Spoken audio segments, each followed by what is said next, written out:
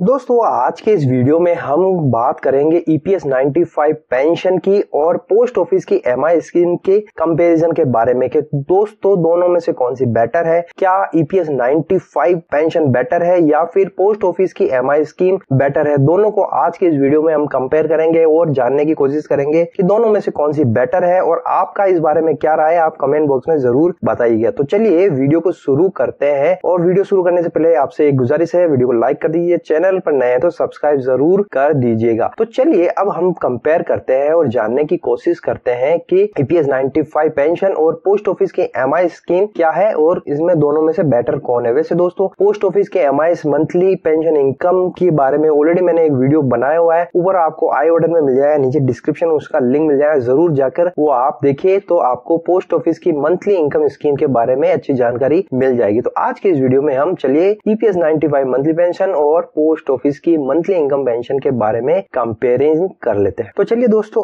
अब हमारे सामने देखिए, ये मैं कंपैरिजन करके बता देता हूं आपको। जो ईपीएस 95 की जो पेंशन है वो ऑर्गेनाइज बाय, पहला जो पॉइंट है हमारा ऑर्गेनाइज बाय, ये ईपीएफओ डिपार्टमेंट गवर्न करना है, यानी ये गवर्नमेंट डिपार्टमेंट की है। पोस्ट ऑफिस की मंथली इनकम जो स्कीम है वो भी पोस्ट ऑफिस डिपार्टमेंट गवर्न करता है, यानी दोनों ही गवर्नमेंट की है, तो दोनों ही सेफ है। अब एलिजिबिलिटी की बात कर लेते हैं तो must be a employee. EPS 95 में एक कंडीशन है कि आप एक एम्प्लॉय होने चाहिए किसी भी कंपनी में, लेकिन पोस्ट ऑफिस की मंथली इनकम कोई भी इंडियन पर्सन ले सकता है, चाहे वो प्राइवेट काम करता हो, चाहे अपना उसका कोई भी धंधा हो, वो पोस्ट ऑफिस की मंथली एमआई स्कीम ले सकता है। अब वेटिंग पीरियड की बात करते हैं तो अप टू रिटायरमेंट एज यानी कि 58 ईयर्स बाद में ही आप ईपीएस 95 मंथली पेंशन ले सकते हैं। कुछ केस में आप अर्ली पेंशन भी ले सकते हैं, यानी कि आप चाहे तो 50 ईयर से भी वो स्टार्ट हो सकती है, लेकिन वो रिड्यूस पेंशन होती है। तो यहाँ पर वेटिंग पीरियड टिल रिटायरमेंट है, लेकिन जो पोस्ट ऑफिस की मंथली स्कीम है उसमें आपको फर्स्ट मंथ से ऑनवर्ड से ही आपको जो है मंथली इनकम स्टार्ट हो जाती है मिलना। अब बात कर लेते हैं अमाउंट डिपॉजिट कितना करना पड़ता है। देखिए यहाँ पर जो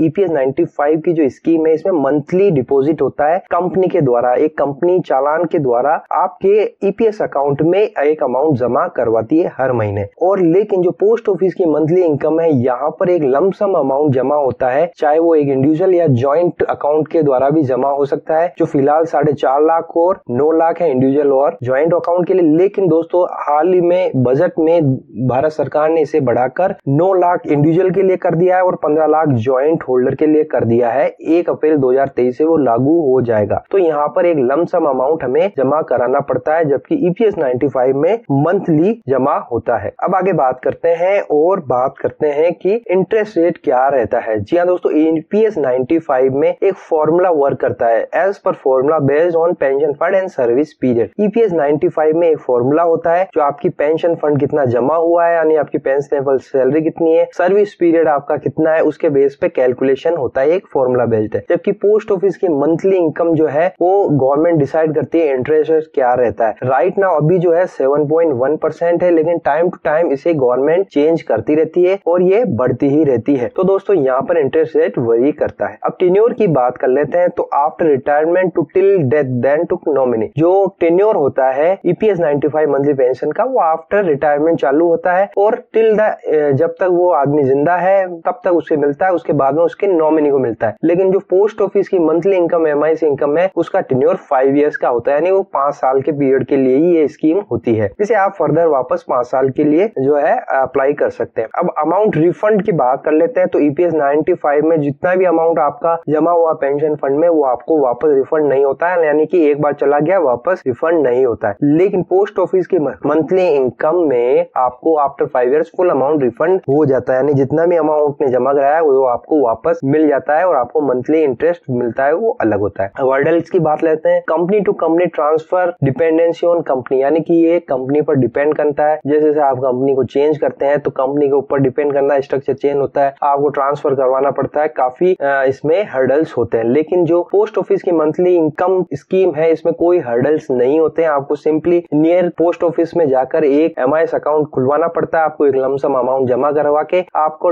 डे जो फर्स्ट मंथ है वहीं से आपको मंथली इनकम स्टार्ट हो जाती है। तो चलिए अब एक कैलकुलेशन की मदद से हम समझ लेते हैं ईपीएस 95 और पोस्ट ऑफिस की एमआई स्कीम में क्या डिफरेंस है और कौन सी बेटर हो सकती है।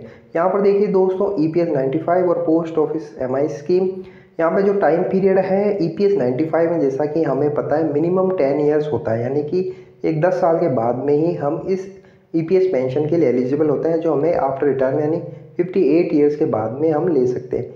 यहाँ पर जो मंथली डिपॉजिट होता है वो 1250 रुपये होता है। साल के अगर हम इसे कैलकुलेट करें तो 15,000 रुपये, और 10 साल के अगर लेकर हम चले तो ये करीबन 1,50,000 होते हैं, यानी 1.5 लाख रुपये हम 10 साल में इस स्कीम में जमा करते हैं, अगर 10 साल पीरियड हम लेकर चल रहे हैं तो।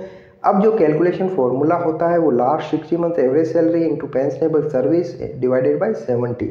तो यहाँ पर जो 15,000 एवरेज सैलरी आएगी इंटू 10 डिवाइडेड बाय 70, तो ये करते हैं तो 2,143 रुपये हमें 58 साल के बाद में इस EPS 95 स्कीम के तहत हर महीने मिलने वाले हैं। लेकिन जो दोस्तों need to wait till the retirement, हमें इस स्कीम के लिए टिल द रिटायरमेंट हमें वेट करना पड़ेगा और अमाउंट ब्लॉक हो जाएगा और कोई भी रिफंड नहीं मिलेगा, यानी जो अमाउंट लग गया है जमा हुआ है वो वापस रिफंडेबल नहीं होता है। लेकिन जो पोस्ट ऑफिस MI स्कीम है जैसा हमें पता 5 ईयर्स की होती है।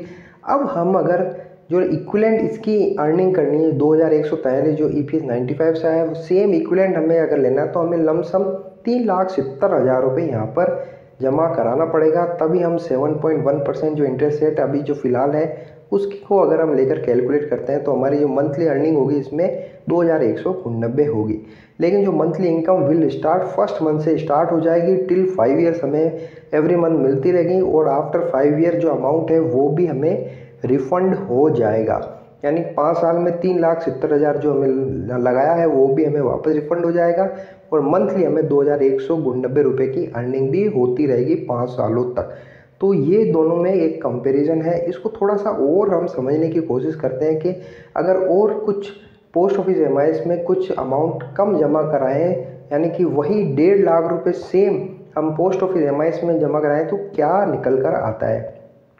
यहाँ पर देखिए EPS 95 की सेम कैलकुलेशन है, वही 10 ईयर्स 1250 मंथली 1.5 लाख रुपये, और 10 सालों के लिए तो 2,143 रुपये, लेकिन वही है ब्लॉक हो जाएगा अमाउंट 58 साल के बाद में ही मंथली हमें पेंशन मिलती है।